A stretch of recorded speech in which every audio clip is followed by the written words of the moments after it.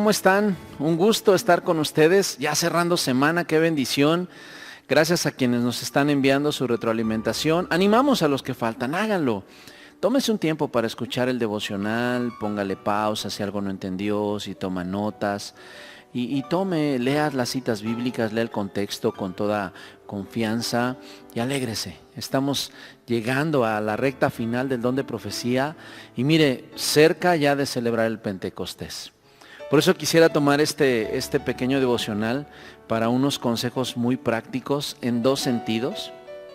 Una en el sentido de qué hacer en un culto de Pentecostés. Mucha gente de repente dice, vamos a ir a un Pentecostés, vamos a ir a un Pentecostés. Pero a veces hay personas que no entienden muy bien qué significa eso. Bueno, ¿qué celebramos en Pentecostés? Por favor, acompáñeme al libro de los Hechos capítulo 2. Y dice la palabra de Dios así. En Hechos capítulo 2.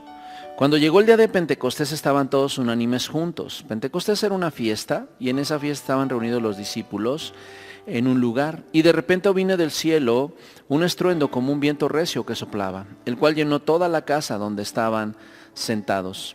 Y se les aparecieron lenguas repartidas como de fuego, asentándose sobre cada uno de ellos. Y fueron todos llenos del Espíritu Santo y comenzaron a hablar en otras lenguas, según el Espíritu les daba que hablasen. Eso es lo que celebramos en un culto de Pentecostés. Lo que 50 días después de la Pascua, eso significa Pentecostés, vino este tiempo donde el Espíritu Santo vino a llenar, vino a glorificarse, hablaron en lenguas, glorificaron a Dios y sobre todas las cosas se cumplió y comenzó a fluir lo que Cristo prometió en Hechos 1:8. Que recibirían poder cuando venía sobre ellos el Espíritu Santo y serán testigos en Jerusalén, en Samaria, en toda Judea y hasta lo último de la tierra. Entonces, hermanos, eso es importante, que nosotros tengamos una actitud adecuada en un culto de Pentecostés. Vamos con un deseo, vamos con un anhelo. Todos los cultos vamos con un deseo de adorar a Dios, de glorificar a Dios. Pero en un Pentecostés, unos consejos importantes serían los siguientes. Llegue a tiempo. Procure llegar a tiempo, organícese para llegar a tiempo. Llegando, póstrese a orar, pero que su oración sea pidiendo libertad al espíritu de pensamiento, de ser, una libertad espiritual.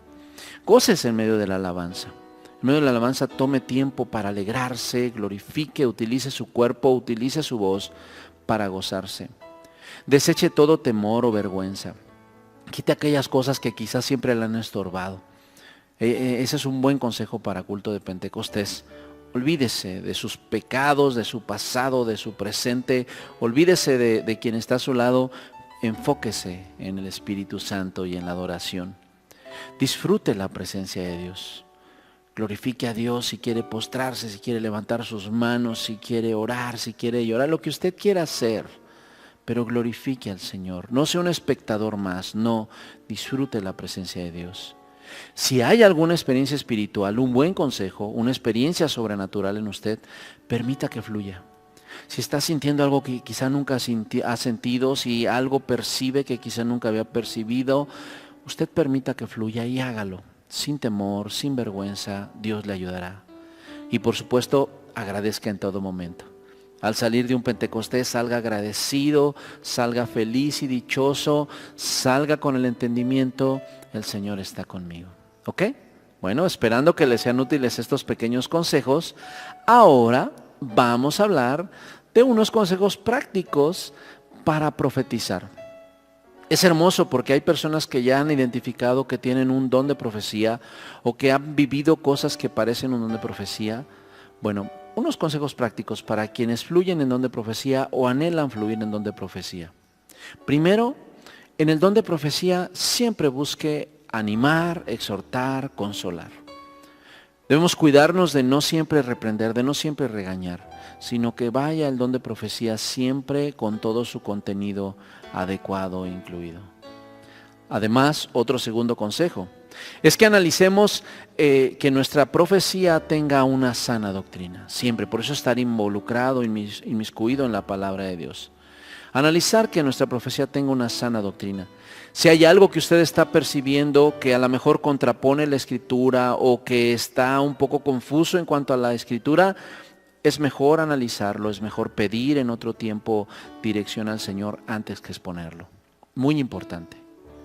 Un tercer consejo para fluir en profecía, en don de profecía: no caiga, evite caer en la tentación de querer dar un consejo o una exhortación por una situación que ya conoce. Cuide mucho esa parte.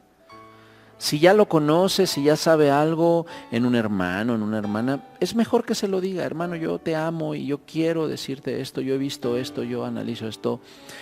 Cuídese de no caer en la tentación de quererlo envolver en una atmósfera de don espiritual, en este caso don de profecía. ¿Ok? Otro consejo más es, mire, en cuanto le sea posible, evite corregir al liderazgo de la iglesia en una forma abierta y cotidiana. ¿Por qué eso es importante, hermanos? Porque mire, a veces los líderes, los pastores, también caemos en errores. Pero usted también tiene que pensar en el rebaño. Entonces, si Dios le da una palabra para el líder, el pastor, un anciano, un líder, usted vaya con él, usted hágalo. ¿Por qué? Porque si lo hace de forma pública puede afectar al rebaño, a un sector del rebaño. Obviamente hay situaciones muy difíciles, pero evítelo. Pero también es bueno analizarlo antes de hacerlo públicamente, porque a veces la persona que tiene el don o que está fluyendo también a veces tiene algo contra el pastor, contra los líderes, y entonces se le cruzan las líneas. Hay que cuidar mucho esa parte. Entonces, en cuanto le sea posible, hablando de liderazgo, trate de no hacerlo en público, hágalo de forma personal y que Dios modifique y corrija todas las cosas. ¿Ok? Otro consejo también es que cuidar que fluya el don de profecía con el orden y con la celebración del culto. Es decir, si hay un orden de culto, si hay un tiempo de culto, hacerlo, pero en el momento adecuado. Para eso hay que aumentar en comunicación.